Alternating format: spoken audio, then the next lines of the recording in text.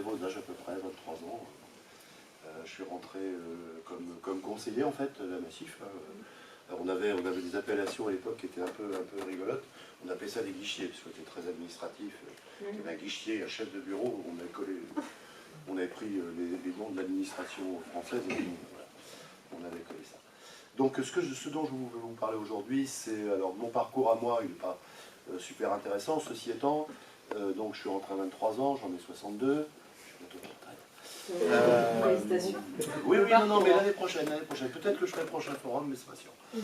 Toujours est-il que moi j'ai toujours trouvé dans cette entreprise de quoi justement satisfaire mes valeurs.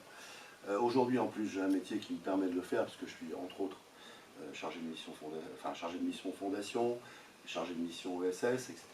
Donc c'est vraiment une entreprise où j'ai trouvé de quoi donner du sens à ma vie et à mes valeurs personnelles. Donc je vous l'ai dit, on est une grosse machine, hein, on a 10 000 salariés, mais on est une vraie mutuelle.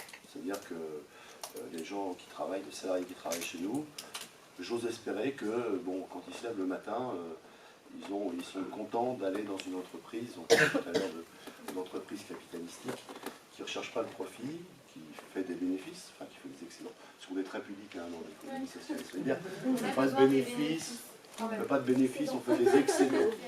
On fait des excédents. Politiquement correct. Voilà. Donc on fait des excédents, mais on fait des excédents au profit de la collectivité, et notamment de nos sociétaires. On en a à peu près 5 millions aujourd'hui. Et donc ça nous permet de développer plein de choses, de financer notre fondation, de faire des actions de prévention. Qu'est-ce qu'on fait d'autre encore? On a des fonds dédiés à l'ESS, hein, des fonds d'investissement qui sont dédiés à l'économie sociale et solidaire. Et du coup, voilà, moi quand je me lève le matin, je suis bien content d'aller au boulot, même quand des fois c'est un petit peu tôt, parce que j'interviens sur 4 régions. Bon, voilà. Ah oui. Du coup, vous n'avez pas d'être à la retraite? Non, j'ai prolongé déjà. J'aurais pu partir, ouais, non. Vous allez encore? Non. En fait, c'est que, enfin, juste une petite parenthèse, les fondations d'entreprise sont une durée de vie de 5 ans. Et donc on arrive en 2023 à la dernière année du quinquennat, donc j'ai voulu aller au moins jusqu'à la dernière année du quinquennat. En rentamer un autre, ça aurait été un petit peu long quand même. Voilà. Donc ce que je voulais vous dire, voilà, donc c'est que la Massif est très engagée auprès des jeunes, puisque ça fait partie de nos 3 orientations stratégiques. On a l'environnement, les publics fragiles et les jeunes. Sachant que les jeunes peuvent aussi être dans les publics fragiles, et on l'a bien vu avec la crise du Covid, et notamment qui a mis en valeur 2 choses, hein, la précarité alimentaire des étudiants.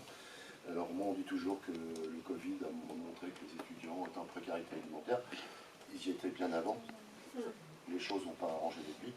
Et puis là on découvre aujourd'hui, on est en train de travailler dessus aussi, notamment avec la Fondation, sur la précarité liée à l'habitat, sur les habitats précaires des jeunes, et c'est vrai qu'aujourd'hui c'est pas terrible, et je sais que l'Urage est là, donc on va travailler avec eux, on va essayer de monter des choses avec l'Urage Normandie.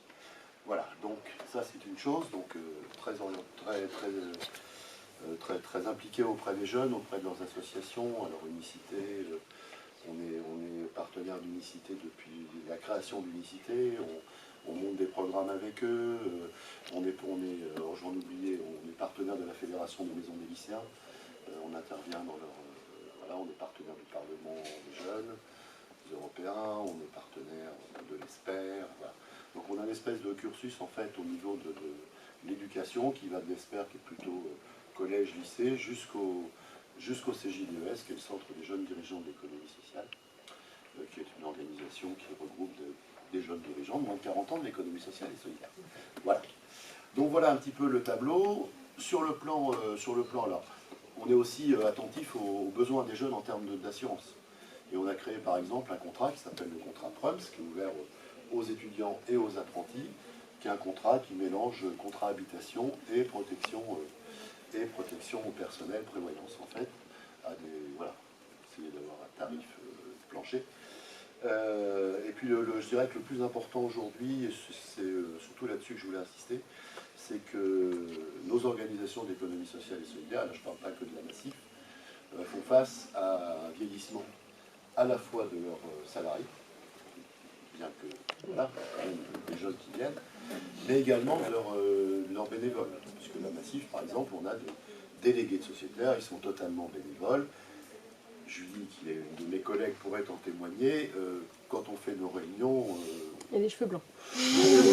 Voilà, c'est pas la jeunesse qui prédomine, donc on a... Enfin, et je crois que cet enjeu-là, il est partagé par toutes toutes les structures, quelles qu'elles soient, mutuelles, fondations, associations, coopératives, je dirais un enjeu de renouvellement à la fois de nos salariés, mais aussi de nos élus et de nos bénévoles.